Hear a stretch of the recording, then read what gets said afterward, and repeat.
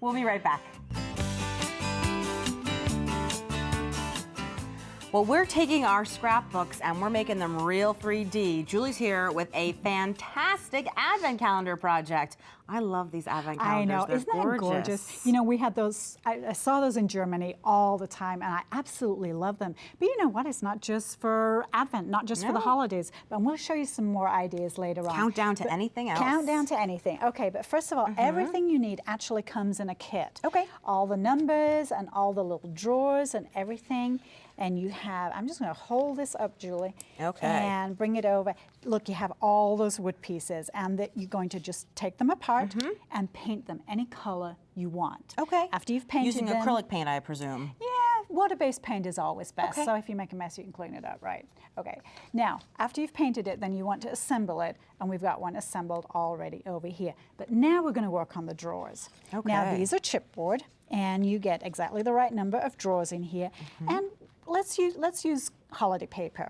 And I'm going to cut this, and we're going to cut this 1 3/4 inches wide. And you would want to measure your little chipboard pieces just to be sure. And here we go. That's the cutting blade, right? And then I'm going to give that to you if you'd like to cut out that little piece, which will be for the front. Okay. And I'm going to cut this again. This is easy to do. Right. And you know, I always find when I'm cutting small pieces, I like to turn the paper into the blade instead of turning the blade, and it really does make it easier to cut. All right, now then, we have our chipboard piece, which is flat, and we're going to add this. So I'm going to bend it up first and cover 3 of the sides with glue. Okay. And you're using a So- liquid adhesive, right? Yeah, this is, well, you know what, there's all different kinds of adhesives, but this is paper and papers, so, you know, even a stick glue would actually work for this, but I like this one just for right now. I always find that it's something that's going to be handled a lot, especially like little drawers. I find like a wet adhesive really does a good job of not you are right risking there. that danger of it all peeling off, you know? Okay, so we have that on 3 sides. Okay. And then I'm going to bend it up. This is double-sided paper. So, like, you know what? I am actually going to get some of this on my fingers. I know that. It's the dangers of crafting, It's the dangers you know? of crafting. So we'll put that live on here dangerously. on one side like this. And then I'm going to bend it up Okay. and wrap the paper around. And that paper does double duty holding it together. It's almost like you're does. making tape or something out of your paper. Right. Now, you know what? I actually could have cut individual squares, and I could have made each of the sides of this box differently. This, in fact, this one has been done like Very that. Isn't that cute. cool? But this one we're going to do like this. And now I'm going to put a little bit of glue on the inside here. Okay. Because this is actually going to hold up the front flat for us. So we'll bend those tabs in like that. You know, when you said you were going to fold it around the front, I thought you were going to fold it around the front of the box. I didn't realize you were going to make that little tab inside. That's so cool. You know what? I could have done that though, Julie. That would have been a good idea too. I guess they both Well, work. Yeah. Okay. You know what? Whatever works. Yeah, of course. Okay. And I'll put some glue on the front here like that. And you know what else? You could put a rubber band around it to hold it in place while it was drying. Yeah, we definitely would do that. Because a wet adhesive, of course, while it holds, it also needs a little more time to dry.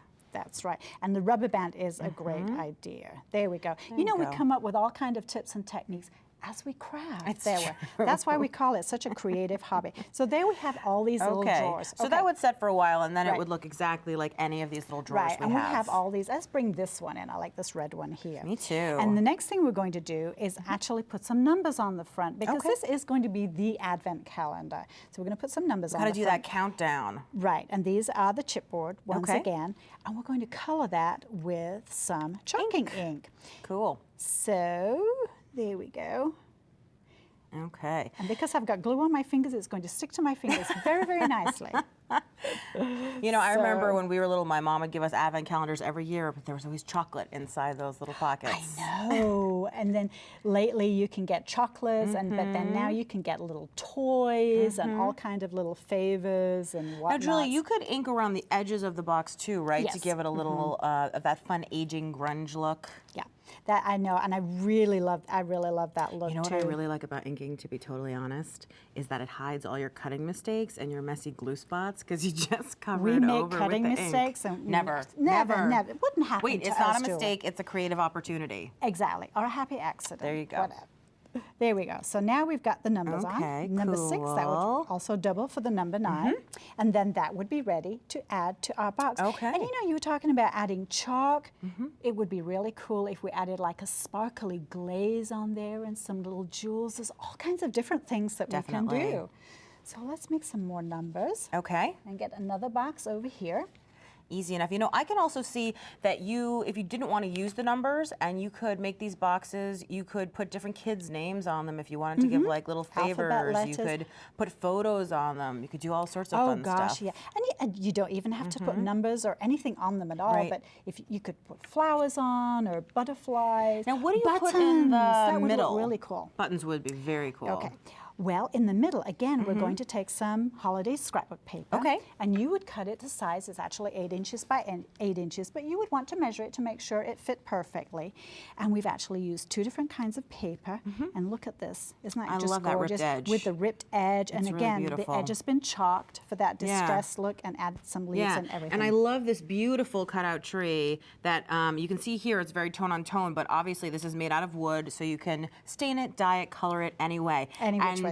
Speaking of butterflies, which I know we were talking about, that is a wonderful spring piece, and the numbers aren't on there. Instead, it's a sort of diorama. It's beautiful. You know what? It could be a countdown to a birthday. Oh, birthday is perfect. I love that yeah. idea. Happy birthday. This was fantastic.